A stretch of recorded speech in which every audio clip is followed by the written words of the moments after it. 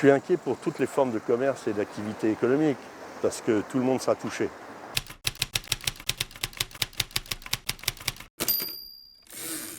La clientèle ne va pas se précipiter le 12 mai au matin pour faire des courses dans la totalité des commerces qui seront réouverts.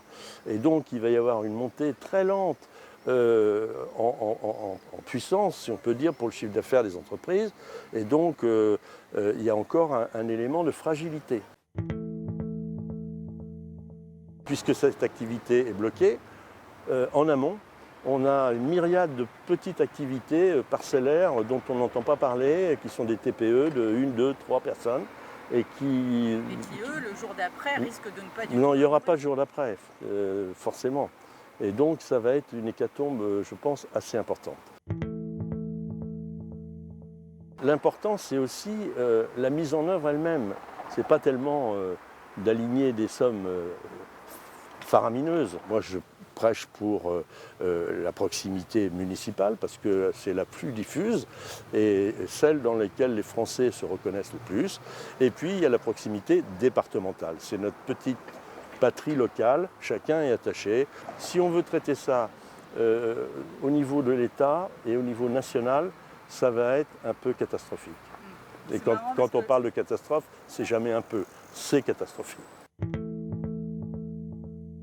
Évidemment, en période de crise, on dit on va changer de système, ça ne se passera pas comme ça. Parce que quand on dit on ne veut plus entendre parler du libéralisme, on ne pense pas au libéralisme responsable, au libéralisme que je défends, moi, celui des PME, celui des entreprises avec des chefs d'entreprise responsables, enracinés, etc.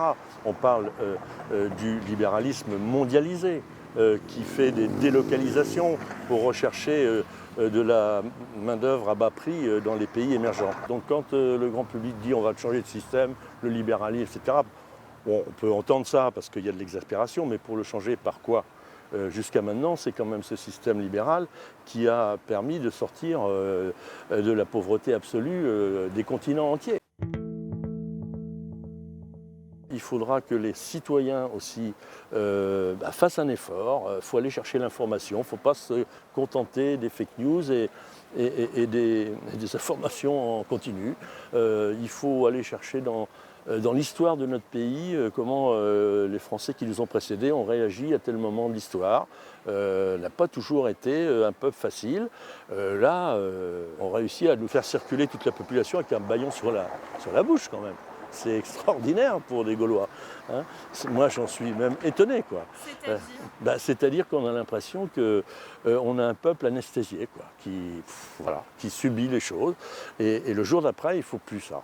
Il faut que les gens s'expriment. La moitié de la population ne se déplace même pas pour aller voter. Je ne parle même pas du premier tour des municipales qui a été dans une situation assez exceptionnelle, mais à Tours, il y avait 30%, 33% de votants. On peut vouloir changer le système, mais est-ce que c'est parce qu'on ne veut plus voter ? Il y a plein de pays où on ne vote plus. Hein. C'est un autre système. Je ne crois pas qu'on l'acceptera. Moi, je suis partisan d'un retour à une certaine souveraineté, parce que c'est ainsi, d'abord, que l'État peut s'affirmer. S'il n'y a plus de souveraineté, il n'y a plus besoin d'État national. On fait un super État européen qui gérera encore plus mal les choses parce qu'il sera encore plus loin et qui aura encore plus de fonctionnaires à des niveaux encore plus hauts pour gérer tout ce bazar-là.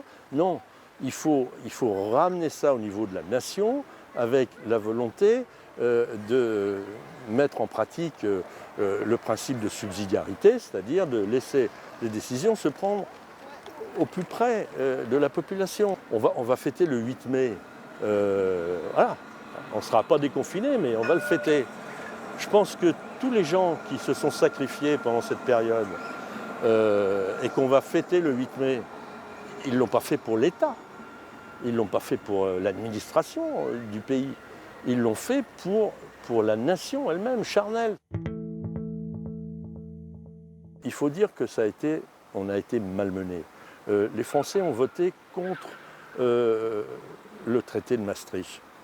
Leur vote n'a pas été respecté. C'était déjà une réaction contre ça. On a supprimé les barrières protectrices de nos nations et on n'a pas remplacé, on n'a pas mis de barrières aux limites de l'Europe. Donc il n'y avait plus de barrières à l'intérieur, et c'était ce qu'on voulait, hein, libre circulation des hommes, des finances et des marchandises. Mais l'Europe n'a pas joué son rôle de protecteur. Qu'on retrouve la fierté de notre pays, c'est-à-dire la fierté, comme on a pu l'avoir au moment des Trente Glorieuses, hein. Une fierté de notre agriculture, qui était la première exportatrice, on était les premiers. La fierté de notre industrie et de nos ingénieurs, l'aviation, toutes les hautes technologies, le nucléaire, l'hydraulique, tout ça, bon, on était les champions.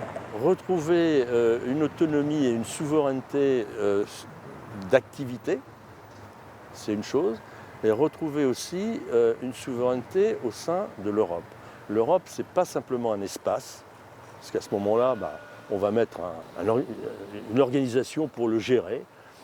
C'est une somme de pays, particulièrement sur ce continent, avec des histoires extraordinaires. On ne peut pas oublier ça, parce que sinon, si on n'est pas enraciné, on n'est pas solide pour construire l'avenir.